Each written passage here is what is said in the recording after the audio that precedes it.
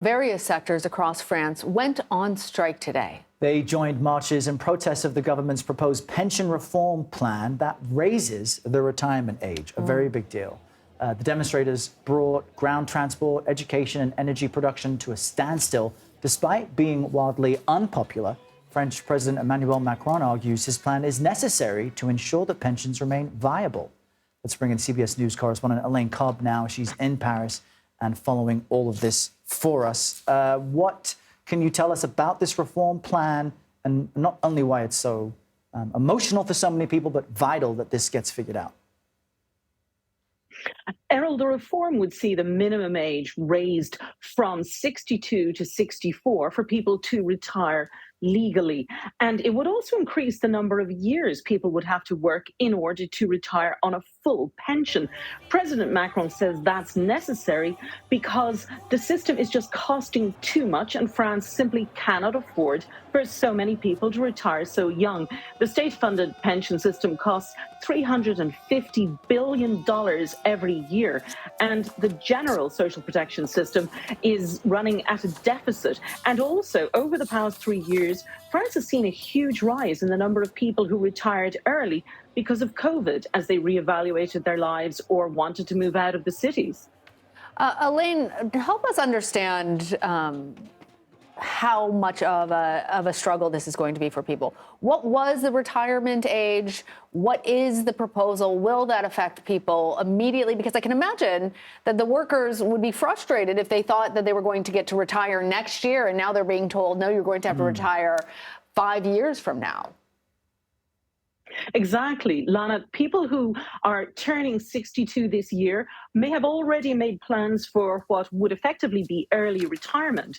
And now they're being told you might not get it. It does depend on the date it goes through.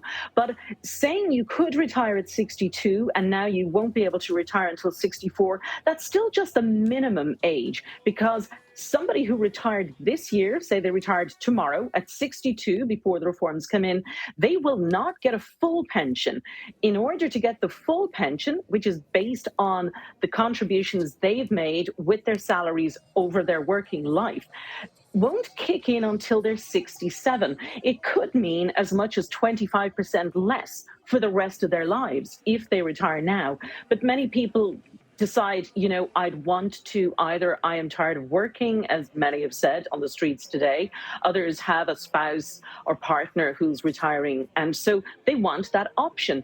And while many people who are on the streets around France today, an estimated 1 million, say they do understand that the system needs reforming, they feel this is just a little too much, a little too quickly, because they're seeing at least 2 years more work ahead of them, which they might have already made plans to move away from the city they're working in, for example.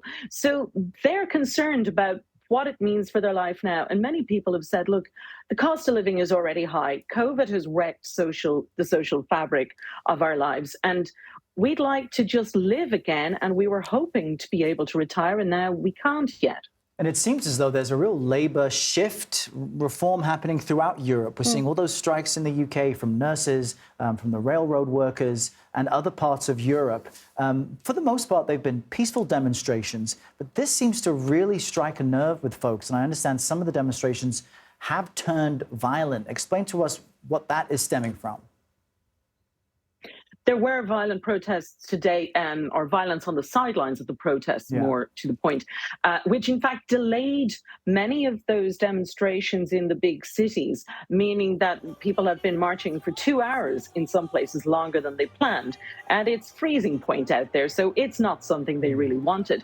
But the violence on the sidelines of protests has become a thing in France over the last few years. It's an unfortunate byproduct of large gatherings. The unions have been condemning it, politicians have condemned, but there's a small group of people who have nothing to do with the protest, really don't care about it, but come along when there's a crowd just to cause mayhem, to indulge in vandalism. And it's been causing a lot of problems for organizers of protests who say, we want this to be peaceful. We're trying to make a point, not cause violence.